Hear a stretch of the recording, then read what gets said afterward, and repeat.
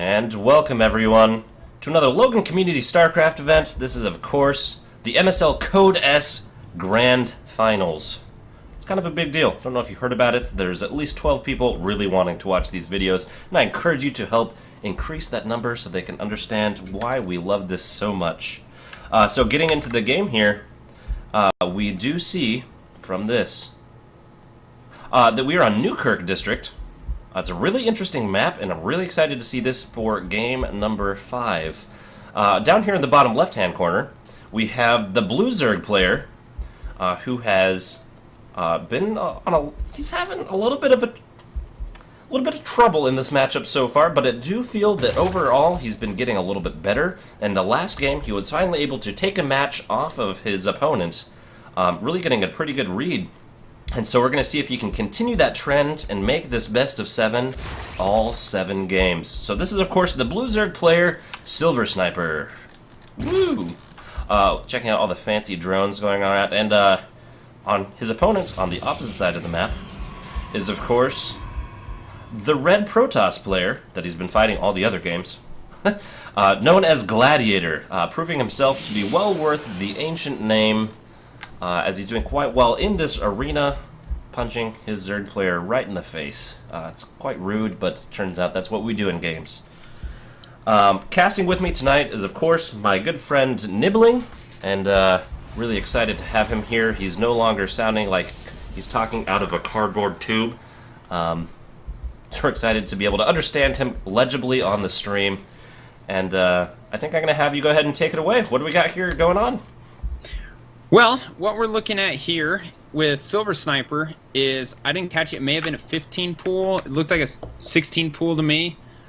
Super late. I was kind of hoping to see some more early aggression, seeing as how the pressure really worked for him last game. Maybe give some of that pressure even earlier. Instead, what we're seeing is some worker battles going on here in Gladiator's natural. You know, we're going to go head-to-head. It's true. Drones generally win that one, except for they don't regen shields as fast. Interesting choice. So he's actually delayed a lot. The base is going down. He had enough money for a gateway and a cannon before he had the Nexus. So that actually significantly delayed that Nexus there. So good job there. And now, because that cannon was delayed, it was built and then rebuilt. This Overlord is free to scout as he wishes. And we're going to see some gases going down from Gladiator.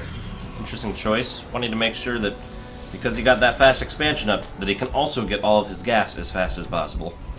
Why not?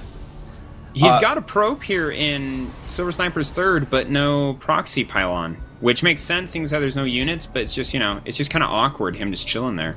So hiding a probe on the map is something that Protoss players that in the higher leagues get really good at, as it's important a lot of times, especially when you're doing this walling off action, that you get those probes out early on enough that you can throw down additional proxy pylons. And wow, there's some wolves here in the middle of the map on the ground. Yeah, for real. That poor Zergling wishes he had wings. Yes, he does. Good thing they're not Raptorlings like they had in the campaign, because those would be absolutely terrifying. Yeah. They could jump up and down, hit cliffs like Reapers, so wall-offs against 200 Zerglings equals not working, so that would suck. Yeah, thank goodness. Yeah, so another thing, so Newkirk District, it's a 2-player map, but it's actually pretty large for a 2-player map. And another thing is that these bases are relatively close together, so creep spread still important, not as important, just because proximity is closer. So something to be aware of. And yeah, something that we were talking about before. This is also the variant that does not have the watchtower here. That's why I was surprised by this wolf. These wolves here right in the middle of the map. Because there's nothing to fight over. Yeah, well, usually in the other version of the map, this little open area right above that, that was actually where Xel'Naga Tower was right at the very bottom part of that. Mm-hmm.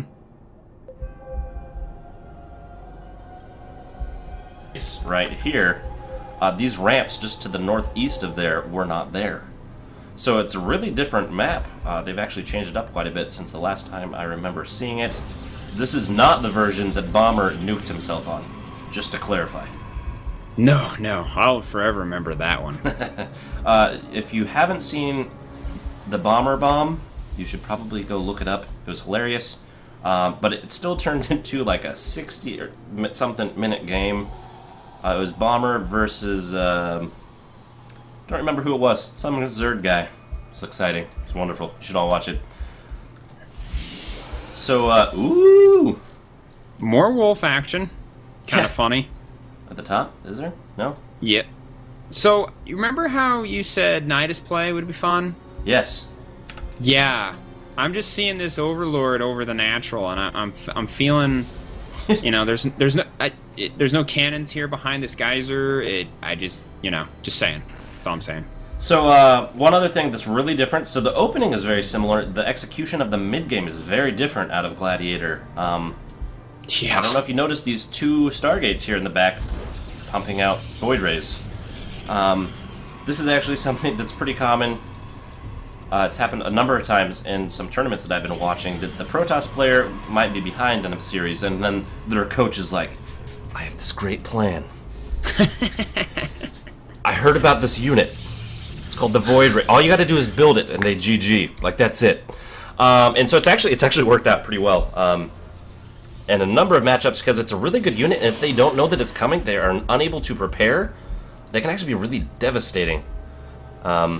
It's true, and so far, SilverSnyper has shown a lack of air defense, so I think it's a pretty smart move, seeing as how SilverSnyper got his first win, to kind of say, alright, hammer time. Sorry. No, don't be. Never be. You have to say hammer time, and you have to do that. It's kind of the rules. It's a little bit embarrassing. There's 4 drones on one of his gas. How embarrassing.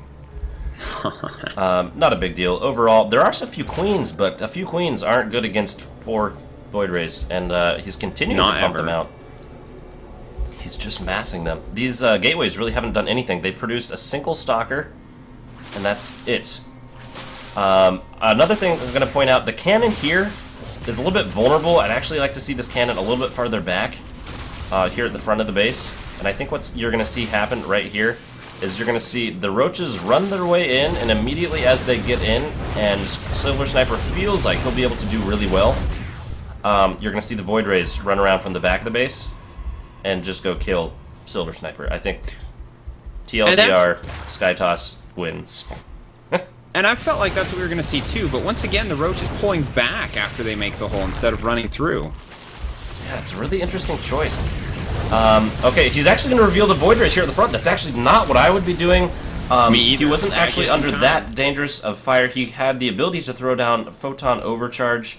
And now, what is he doing? He's building 5 Spore Crawlers. What else? Do we have any Queens? 6 Spore Crawlers coming out.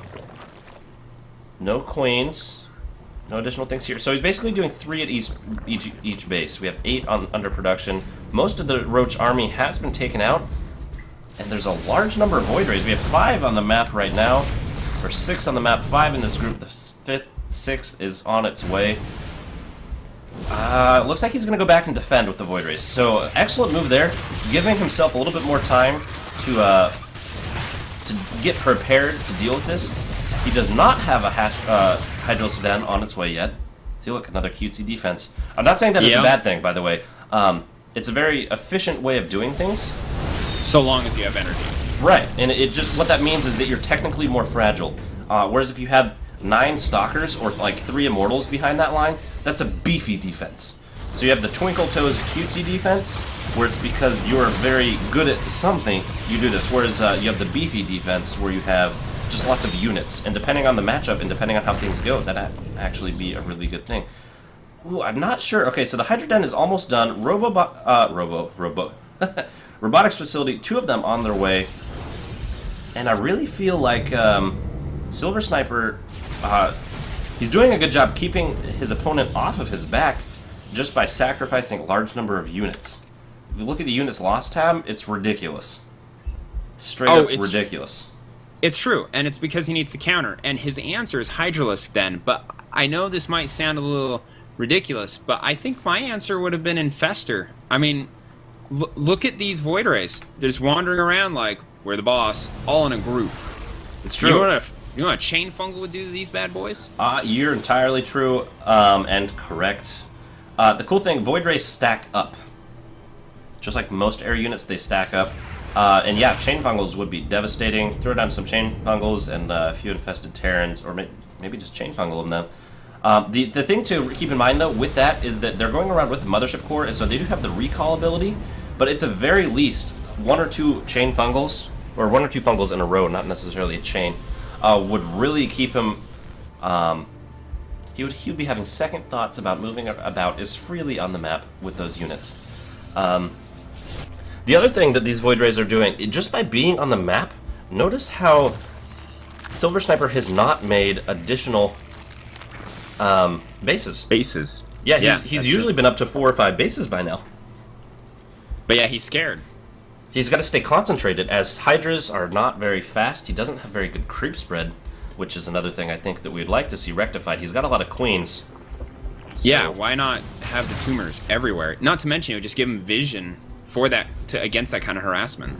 Okay, Warp Prism, some queens. Some queens with transfuses could actually do pretty well against this, because they have enough energy for transfuses. Yeah, there they go. Come on, fight him. He's trying to get his army back. He's going to be running around. Queens off of creep are so sad to watch. It's true. This will get cleaned up here pretty easily. So not a big deal. Also, the Dark Shrine did already go down. I pointed out, maybe I didn't point out. A minute or so ago, I noticed that this Dark Shrine was going down, but hilariously, SilverSnyper was morphing in 3 Overseers at the exact moment that the Dark Shrine went down. So SilverSnyper's clearly getting a read on his opponent, saying, you know, I've seen what you like to do. You DT into Archon. Yeah. So, interesting play there. And also, no more Void Rays from his opponent, going purely Colossi. That's been almost the only thing that's come out of SilverSnyper since then. He's been investing in getting those upgrades and building. He's got two Robo Colossi, so he's able to produce those pretty well. Although on only 2 bases, you're a little bit limited on the number of units that you can actually produce. So at least in terms of Colossi. And he revealed his Colossi just now, I believe, when SilverSnyper retreated from that gateway. So that's kind of interesting. This could go really poorly. Okay, went in, saw what was going on. It's going to get out of there. There is a lot of Hydras. Yeah, Nidus Worm. Nidus Worm, please, Nidus Worm. Please hear me from the past through the internet. Or from the future, depending on your point of view. It's always absolutely. And it's all now relative. that hidden probe is going to be able to... Finally, there's our proxy. Although he doesn't actually know that that's on the map. He doesn't know that base is there. Ooh, he's gonna get sectioned off. Oh, look at all the Hydras that just got roasted to take out a building. Ouch. Units lost. 1,400 versus 5,300. That's not something you want to see. Units. No. So some Dark Templar morphing into Archons. The sad one, I think there's only 5. Oh, there's a lot more than 5. A whole bunch of gateways. He's got a huge bank. He's actually been banking up a ton, which is interesting. On 2 bases, you shouldn't be able to accumulate that much. Instead, he was just focusing on those Colossi and focusing on being a little bit harass heavy. And now he's finally getting around to warping in all of those units that really need to exist to keep those Colossi alive.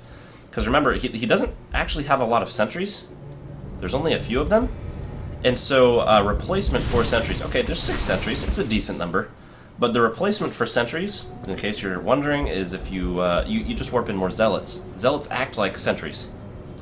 It sounds counterintuitive, but you can't walk through a Zealot. Not immediately. That's true.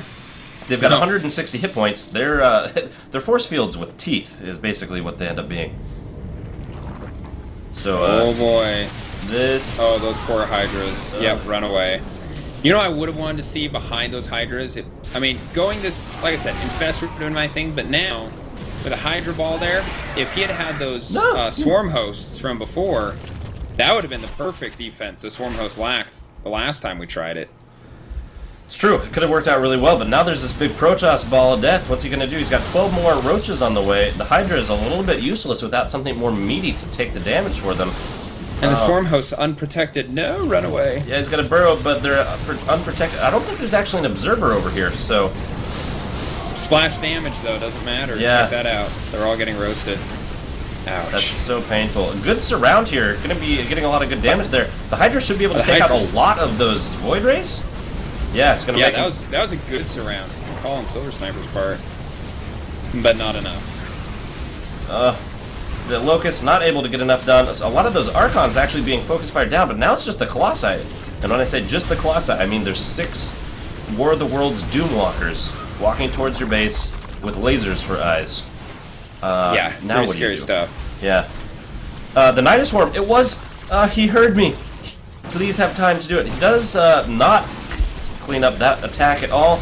A Gladiator coming in from all sides, and it looks like SilverSnyper just doesn't have the time to get out what he needs. He's actually completely broke right now. Is he, in fact, going to use that Nidus network? He does not get a chance. All those units that were in there, if there were any, all died underground in some terribly nasty place. The Spore Crawler here actually doing a lot of damage to the Colossi. I find that hilarious. Yeah, they're both ground and air units is the perfect karma.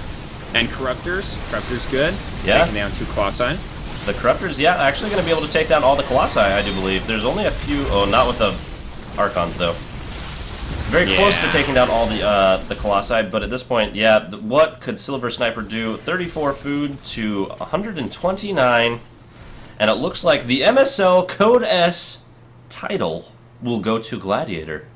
So an excellent set of games, still some interesting decision-making, some things. Remember, we're watching with 2020 where we can see everything going on perfectly, but really, really good defenses. He was able to hold off a lot of aggression. There's I think he had to rebuild like 4 or 5 buildings in his front wall to keep from dying to early aggression, hiding those Void Rays and Colossi for a little while until he got that money composition, and then was able to once again walk over and deal the damage.